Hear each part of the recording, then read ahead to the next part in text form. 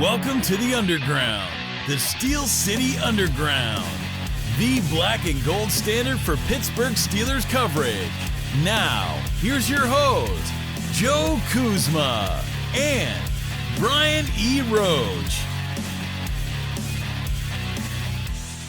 Hello, everyone, and welcome to another edition of the Steel City Underground podcast. My name is Joe Kuzma, and I am joined here by my good colleague and friend, returning Mr. Brian E. Roach. What's going on, Brian? He's How you doing? You gotta say something. Not everybody can see everything. People are probably wondering what the heck is going on. It's April Fool's Day. I got the backwards cap going. This is the old... Tony Romo was still sporting this, but you used to have the starter caps with the nice logo in the front. But we actually got we got the draft hats, and it was funny because we pull up the video here, and we were both like that Spider-Man meme, like pointing at each other. Yeah. And I was like, well, geez, I'm just gonna wear mine backwards. Maybe I'll wear it backwards. So Brian goes and wears his backwards. I said, you know what? It's April Fool's Day. I don't even know if this thing's on straight. I don't really care. It's April Fool's Day. It's WrestleMania week and the weekend. It's like a holiday, and I know you don't care, but I've got my I got my Bret Hart shirt. Hey, okay, go ahead, turn it around.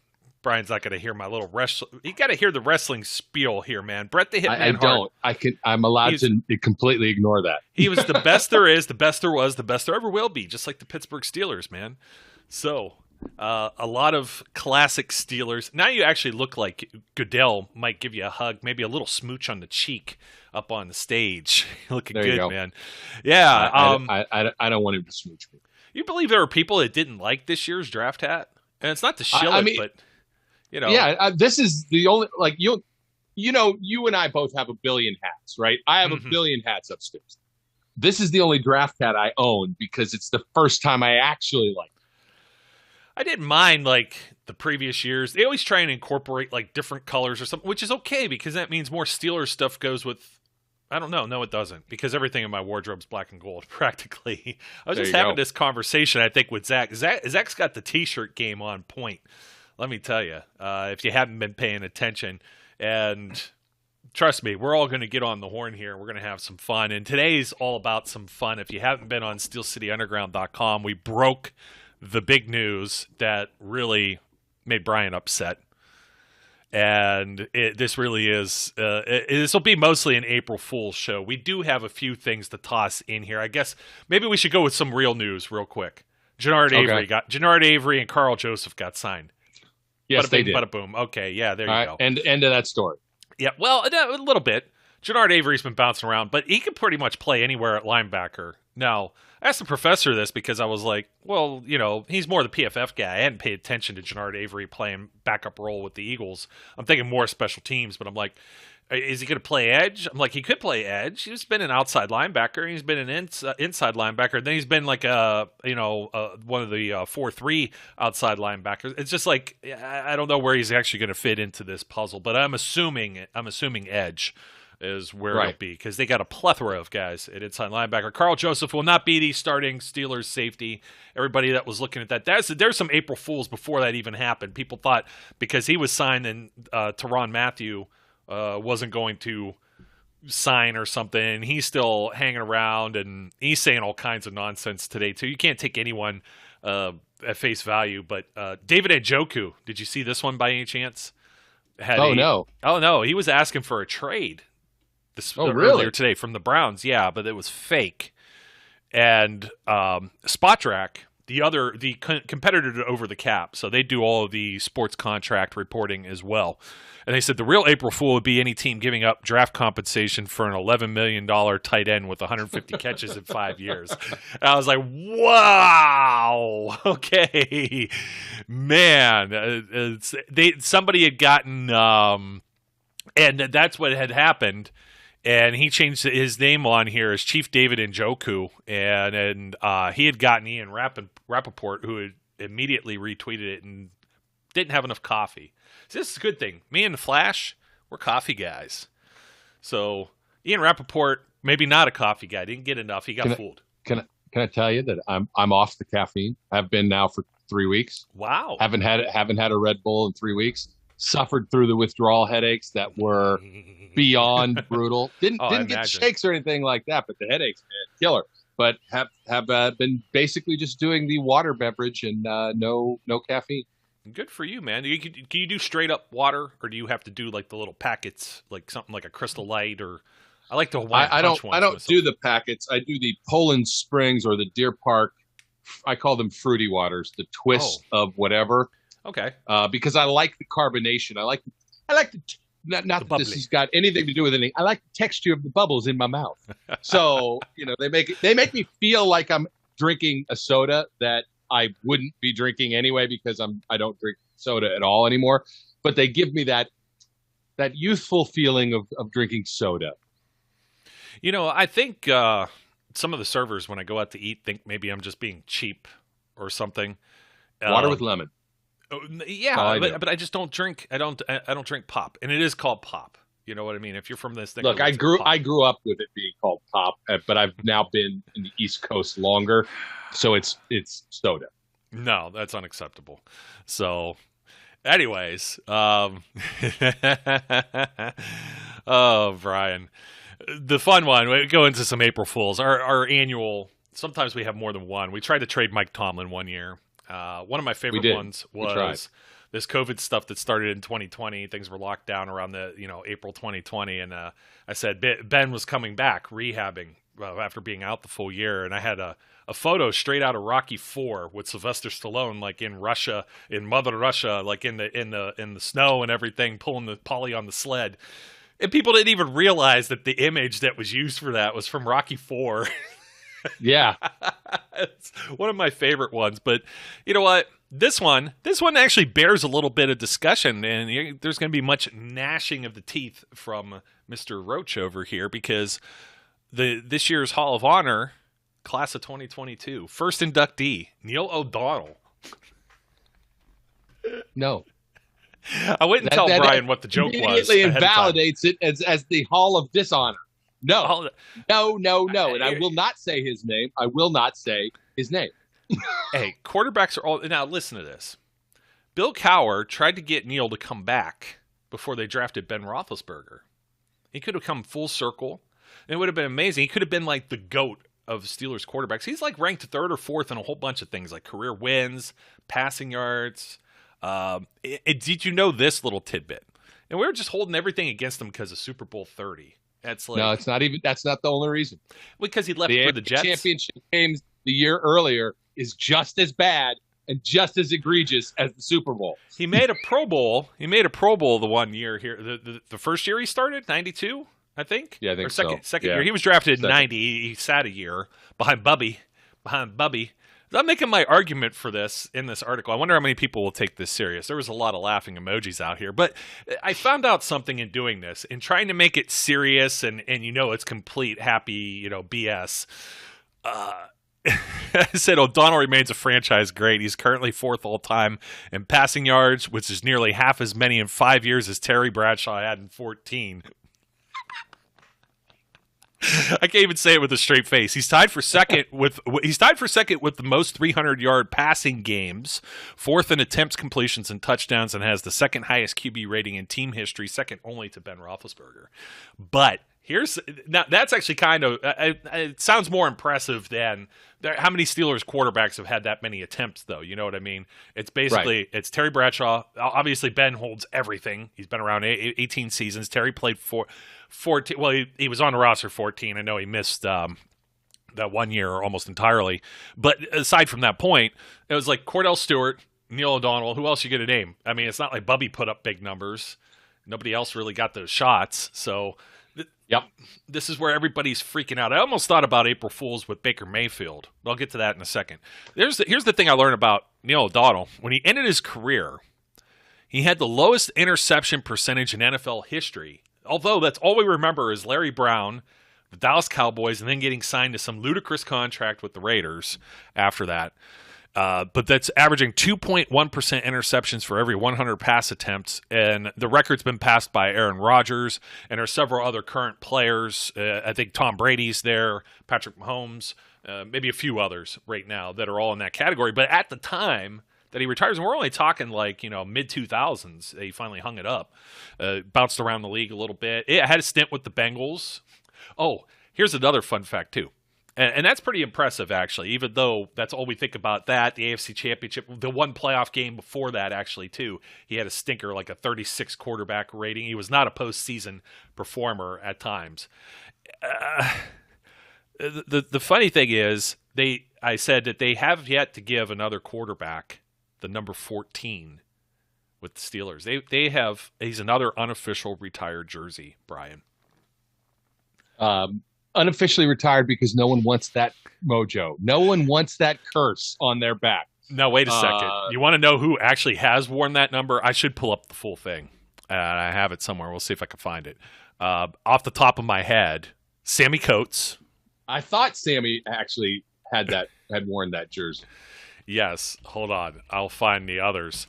And I do believe Lima Swede is on here as well, having worn number 14. Let's see. Most pass attempts, He has a bunch of Three Rivers Stadium records, too, which is it's just he's an impressive guy. Went 10-4, 9-3, 9-6. And by the way, here's another statistic most people don't know about the guy that we always say shall not be named. We can only name him today because it's April Fool's Day.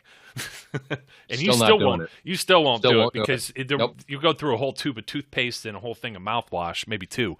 Can't do it. Can't do it. He actually got signed to a contract, a pretty big contract. He was making like double Rod Woodson was. He was the highest paid player on the team. He was making double Rod Woodson at one point. Like how insane is that? Like that's just insane. It really is insane. It really is some interesting stuff. So as I'm still trying to find the numbers. Here we go.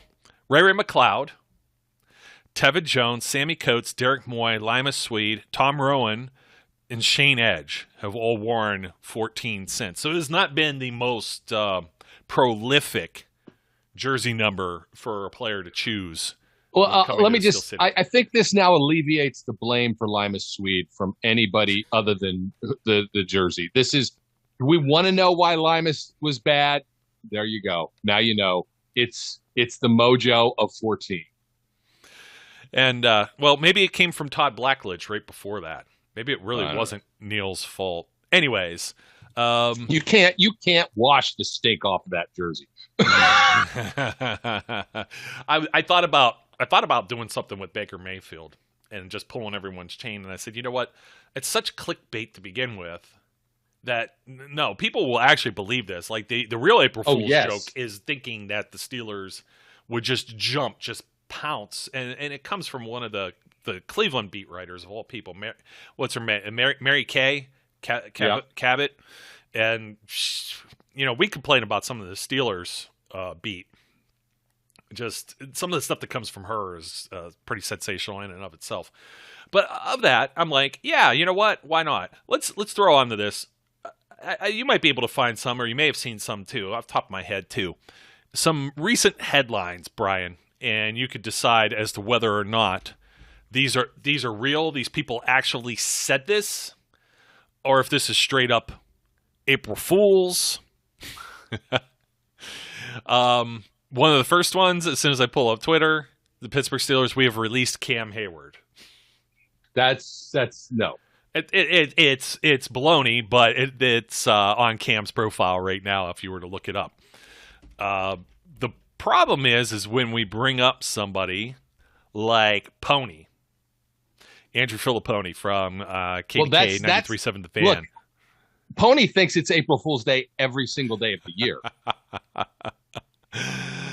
Oh, man. So, did Andrew Filipponi, he says, Ben Roethlisberger, based on Ben Roethlisberger night the other night this week, the Pittsburgh Penguins did a big tribute to Big Ben. He got to do the puck drop. They were wearing warm-ups with number 7 and his name on the back. All cool stuff. Played Renegade. Yep. Wish I could have attended. Didn't work with the schedule, but Pony says, "Look at how great shape Ben is in. Don't you think he's going to make a return? He's going to come out of retirement." No, he is not. Absolutely not. And I'm completely baloney. This was like Tuesday, and it's like, Really? And he tried to run a poll. Of course, Bruce Arians, not April Fool's joke, steps down. And I guess there's a loophole nobody knew about with personnel. So Todd Bowles, we're talking, and they've got all these. Now you've got the minority and women.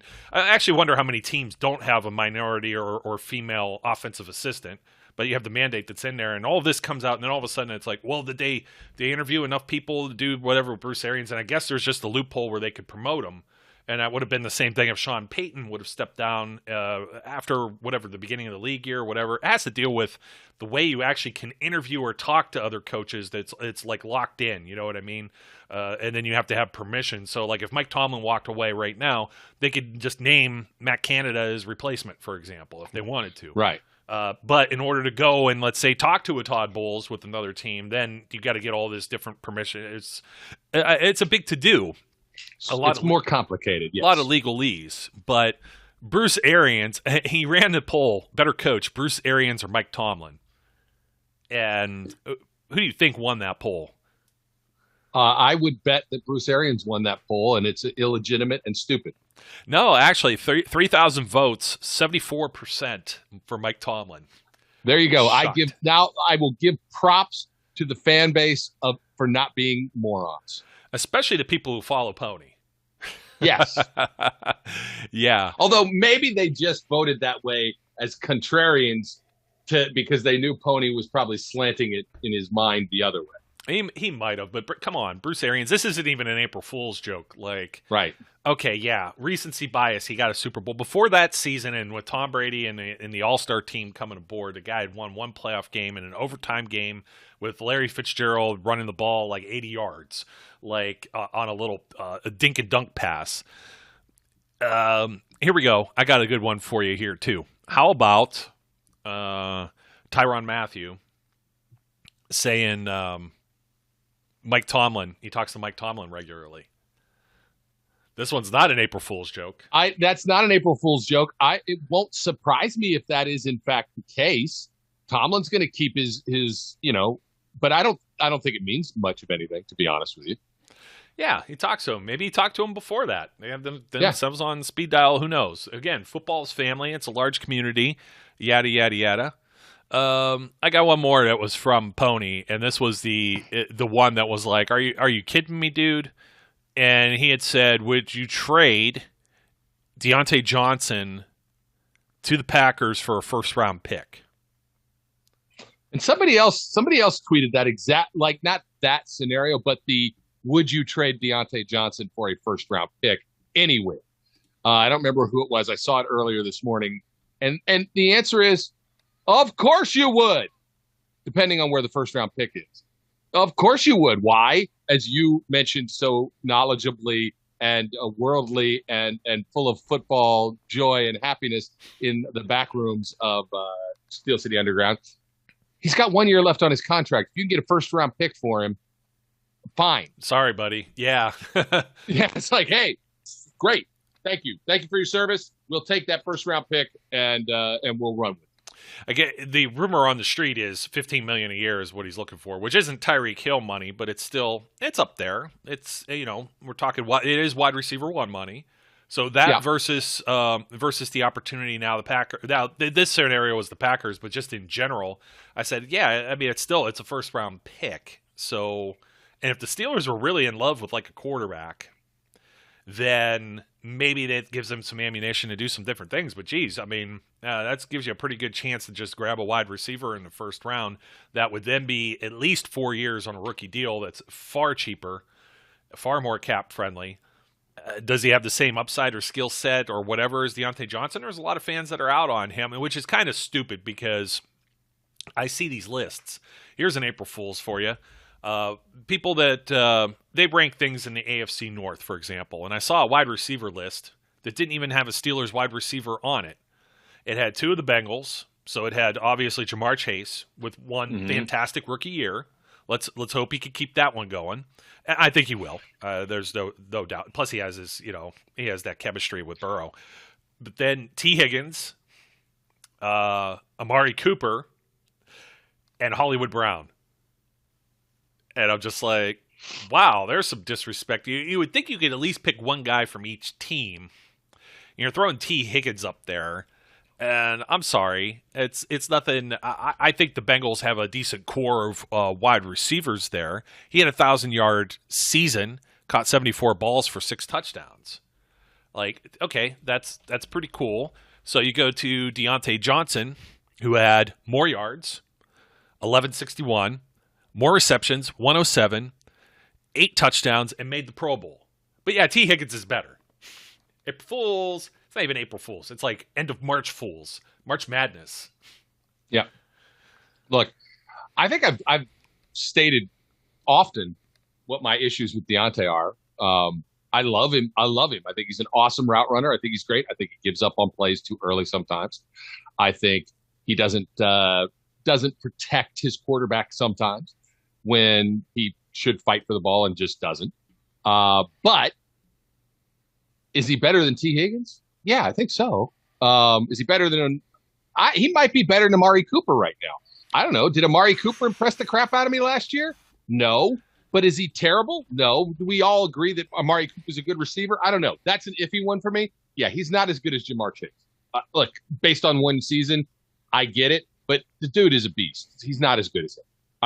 I'm just going to say that up front. Who was the other guy they had ranked higher? Jamar Chase, T. Higgins, and Hollywood Brown. Hollywood Brown? You want to talk about dropping the football? Get the hell out of here. You want to talk about dropping the football? There's a guy, Chris Collinsworth. I'm bringing him into April Fools too. Might as well. Here's a guy that drops the football a ton. Like, I know Deontay got that label like 2 seasons ago, and again, recency bias, a drop or two. Comes in inopportune times. That's the real problem. The drops come at inopportune times now. They're lessened. He had a much better season from the drop standpoint last year than he did the year before, which was absolutely brutal. But it's the context of those drops that's a problem. Yeah. And speaking of Brown and supposedly his distant cousin, let's see. Is this on? I know you know the answer to this, but this is more or less for our viewers and listeners. Tom Pelissero, did he tweet this out and get this right? Free agent wide receiver Antonio Brown tells TMZ Sports he still hasn't undergone ankle surgery and won't unless a team commits to signing him. I bet that's actually correct. To me, that's probably true. He's like, why should I pay for it? I'm going to wait till somebody's going to pay for it for me. He's just, I know, it just doesn't cease to amaze you, does it? Like some human beings are a fool no matter what day of the week it is or time of the year. Yeah, and you should have seen this. There was a really, really good one too that came out. It was a meme where they took Antonio Brown, where he takes all the gear off in Tampa walking off the field, and they put Bruce Arians on it.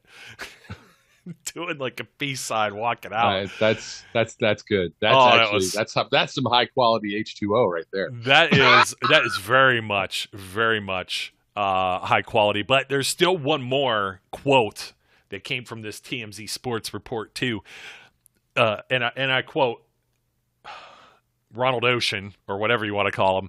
I still feel like I can put up big numbers, and I see what these guys are getting paid. I just wonder why my value isn't being upheld as the same. I absolutely believe he said that. I mean, come on, bro. Like, okay, Antonio Brown. Do I think it bears any reality check, and does it have any semblance of validity? No. But do I believe he said it? Absolutely. Yeah, well, no, he did say it, and that's the crazier thing. So July 10th, he will be 34 years of age, well beyond the wall that we've talked about. He hasn't had a 1,000-yard season since he was last in Pittsburgh in 2018. Played with New England in 2019, appeared in one game. That was 4 catches on 8 targets for 56 yards and a touchdown. That one was, I think, pretty long ball from Tom Brady, and everybody was like, oh, look, this is what it's going to look like. And then Tom brings him down to Tampa, brings him down to Florida, and he's still serving some suspension. And Bruce Arians has some history with him, and they bring him back, and he ends up getting a ring. 45 catches, 483 yards, 4 touchdowns. And last year he was mad about his incentives and whatnot. He appeared in 7 games, 42 catches, 545 with 4 TDs. And he actually had a pretty good yards per reception last year, 13, as opposed to 10.7 the year before. And he caught at least 1 touchdown in that Super Bowl, and it was just like gasp. So I don't know, man. It's like this guy went from being legendary on the field to being legendary off the field, and now you got to wonder if he'll ever be immortalized again. I mean, he was pretty much making his case to have a gold jacket. He's got over 12,000 career yards, 1,400 reception. He had like how many 100-yard seasons or 100 reception plus seasons from 2013 all the way through 2018. Every one of those, the smallest there was 1,284 yards, multiple double-digit touchdown seasons. And now all of a sudden it's like, well, why isn't my value there? Well, bro, you're getting old and you've quit on every team or given everybody hassle for almost 5 years now.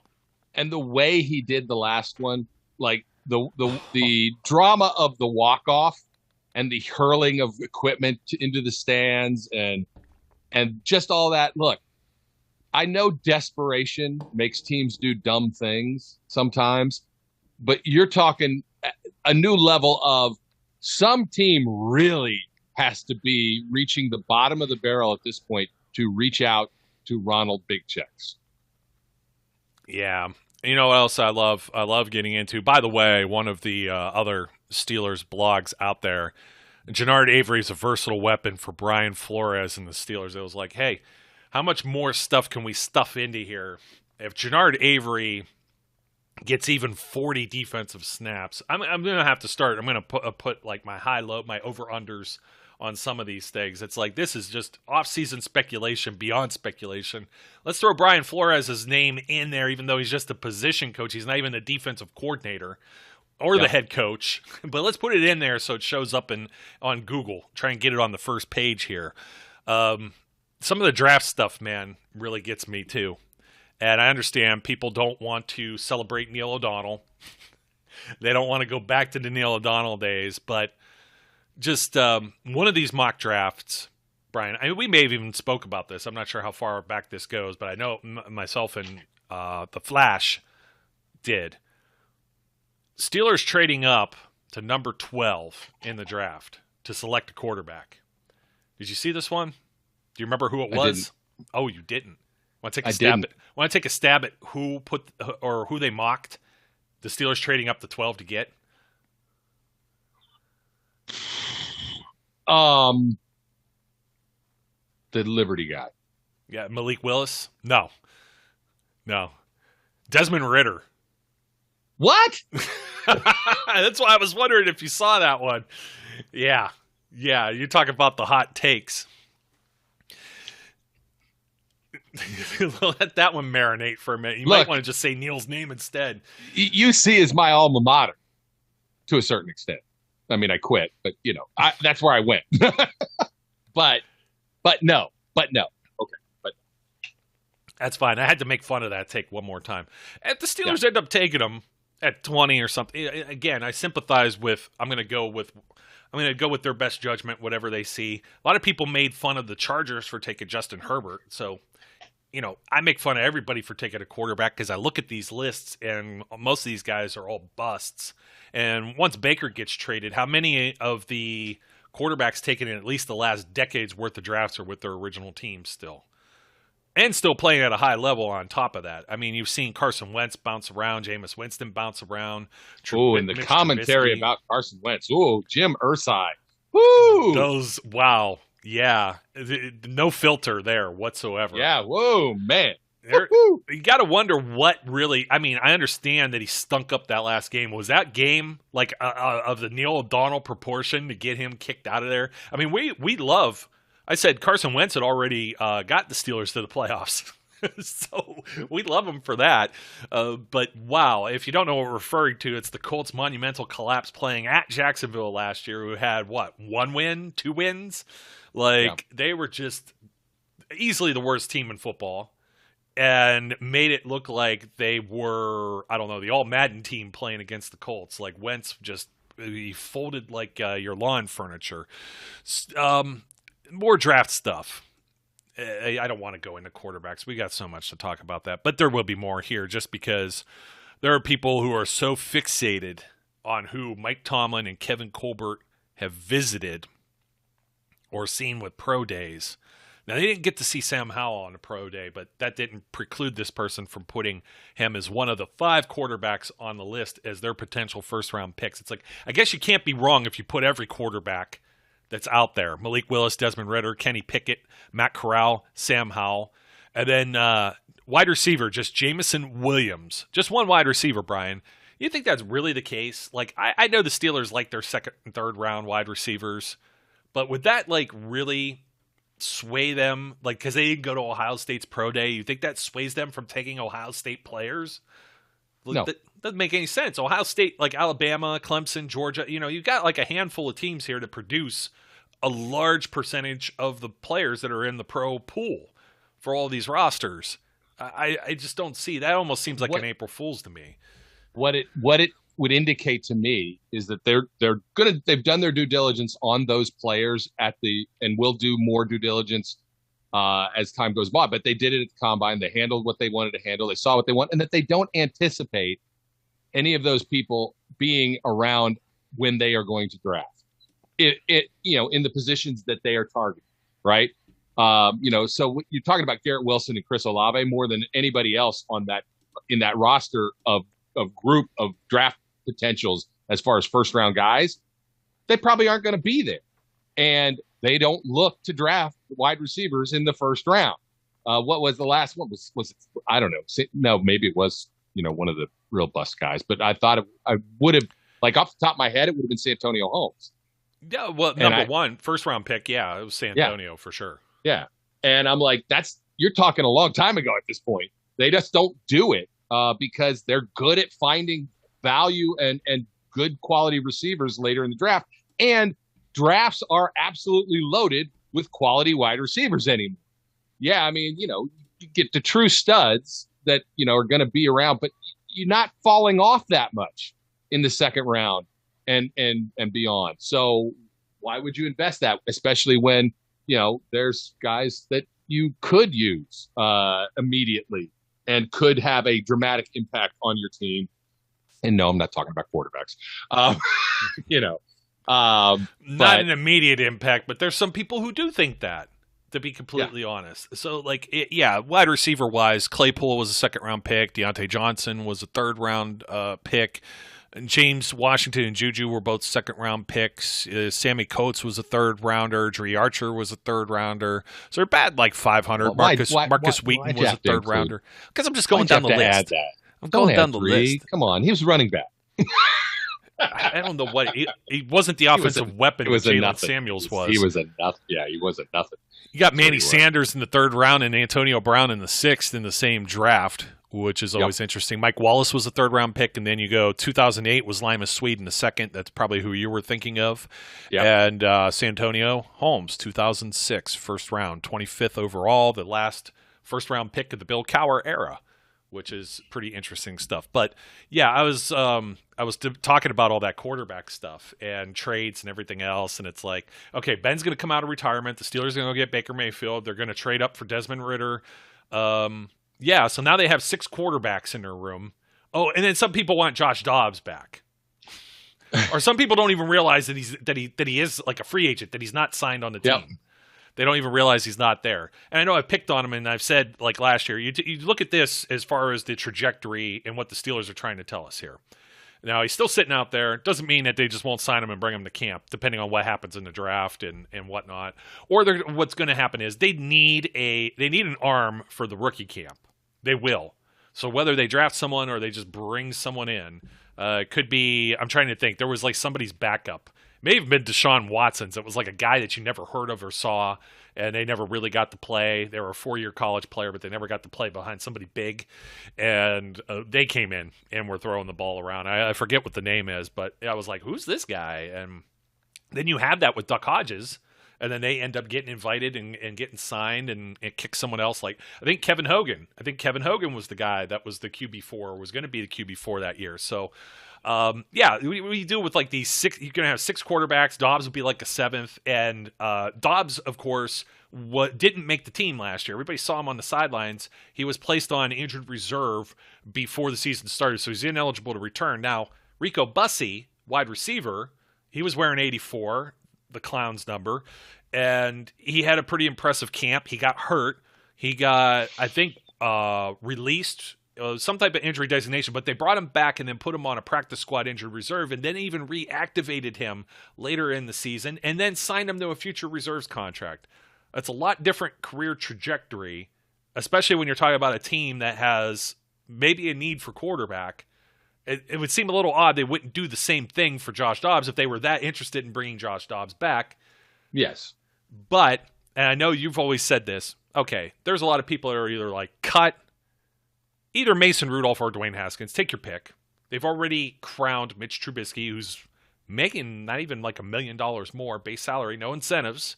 So if he doesn't win the job, he's making the same amount of money almost as Mason Rudolph.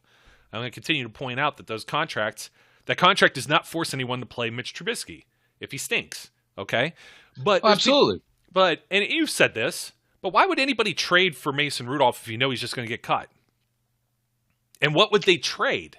It's not like he's really played. This is like, I don't know. I know that Jimmy Garoppolo was a 2nd-round pick, and he had that Tom Brady rub. And that was just like fool's gold, getting some type of trade for him. A 1-year contract. They knew that maybe he would be a hot commodity in free agency, which I never understood with 94 career pass attempts. So maybe it's like more of the unknown when it came to Jimmy G versus you got to see Mason play with a bunch of scrubs too for a season, 10 games so far. What would you get for him?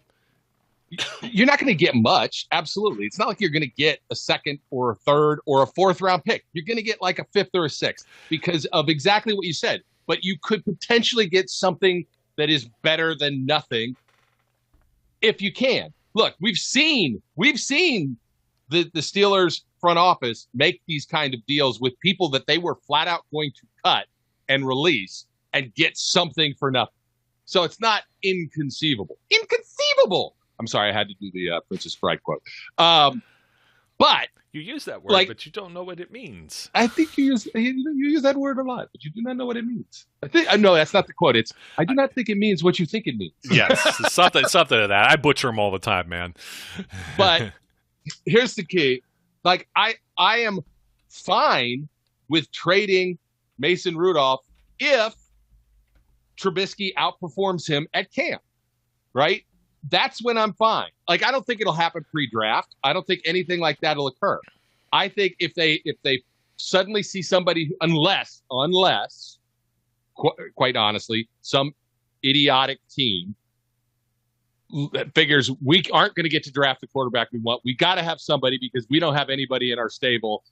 At least he's got starting experience. We'll give you something for him, and then he could be gone. Do I think it's likely? I told you this last time. It's like less than 5%. Maybe less than 2%. It's not probably going to happen, but it could happen. I don't know, man. I mean, they got a 5th round or a 6th rounder for Josh Dobbs. I know. That's what I mean. It's crazy, but teams in need. But don't the Steelers need a quarterback? So if he had any value in a trade, are you feeling that comfortable with Dwayne Haskins as your backup if Mitch gets hurt? Gets dinged. I don't feel comfortable with the group we have, including Trubisky. So what difference does it make? I'm a little more bullish on all of them, but I'm just saying, it's like all of them also like terrify me as well. It's like glass half empty and full. I look at it both ways. I can't say this strongly enough. If we are leaning on the quarterback to get us to the promised land, we are in dire straits. This is not who this team is going to be next year. It is not going to be a team led by quarterback play. Yes, quarterback play has to be consistent and solid and stable and can't lose games for you. But it's going to be on whether or not this team can run the ball. Yeah, well, see, that's what we got some other comments to close out as far as like, okay, Tyrann Mathieu.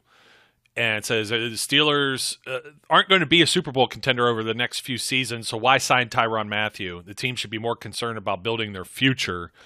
And it's like, well, they do need they need a starting strong safety, okay? And if you're talking about like, okay, they also talked about same person, by the way, talked about you're signing Tyrann Mathieu, who's nearly 30 years old. He's 29. Or not in lieu of extending Deontay Johnson, who's 25. I've never heard that argument in my life. I thought that was like an April Fool's thing. Never heard anybody say that before.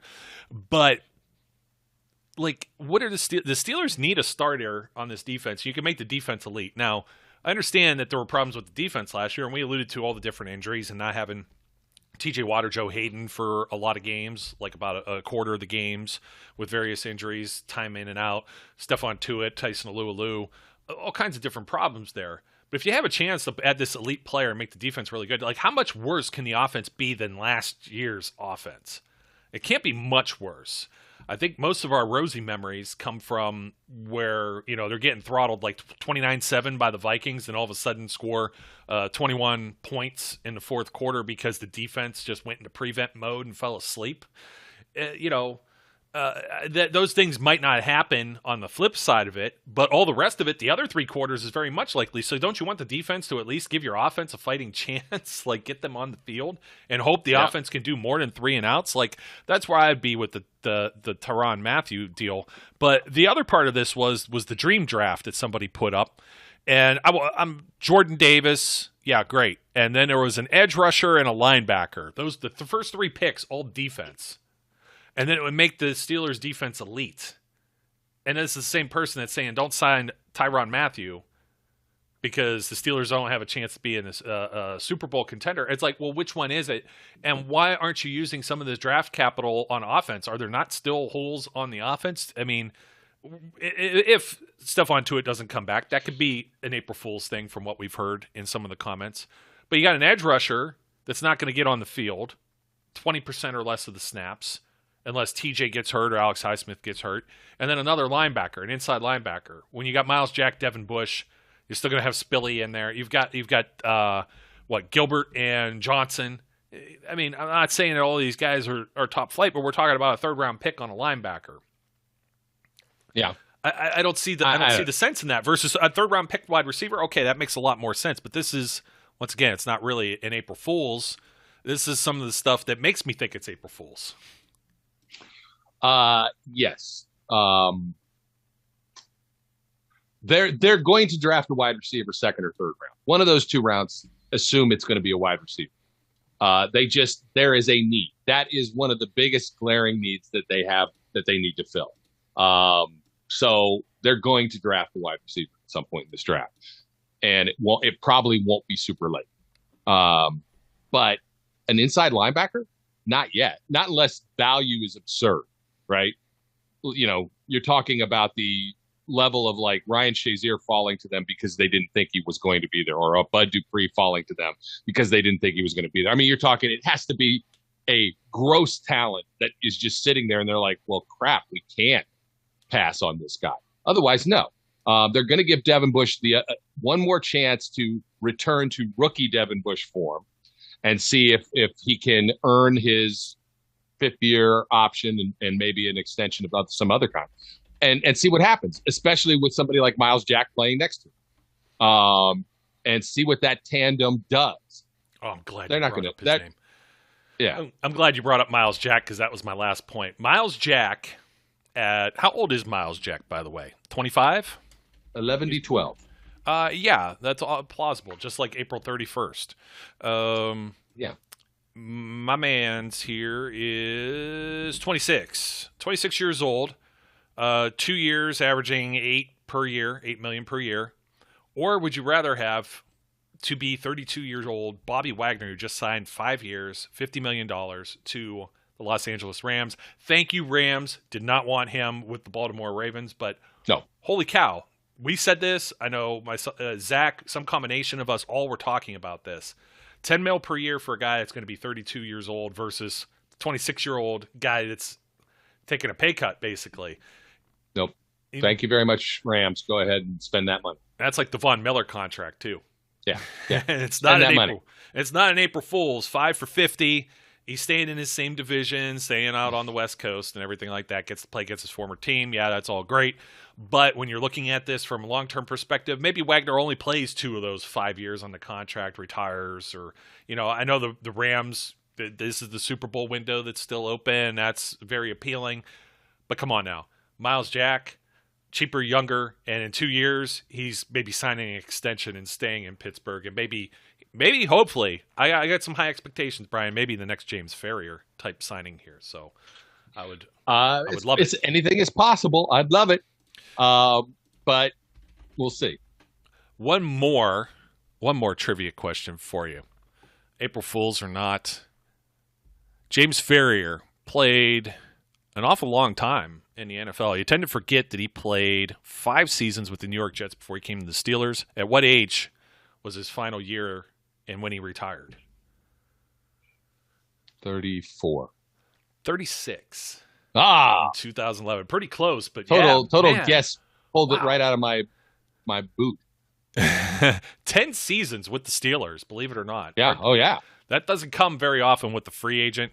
Brian, I know we're up against it. Thank you for joining me on this April Fool's Day. I don't like to just trick people just straight out. Some of the goofy things that are out there, some of these storylines, having a little bit of fun, and hope to have you back here soon. Maybe even get a trifecta going with the Flash.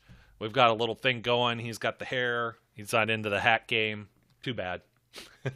Well, I'm looking forward to the 3 of us getting on a pod and seeing what the heck happens. I know that makes work for you in the layout and all that, but I don't really care. I'm always tweaking it.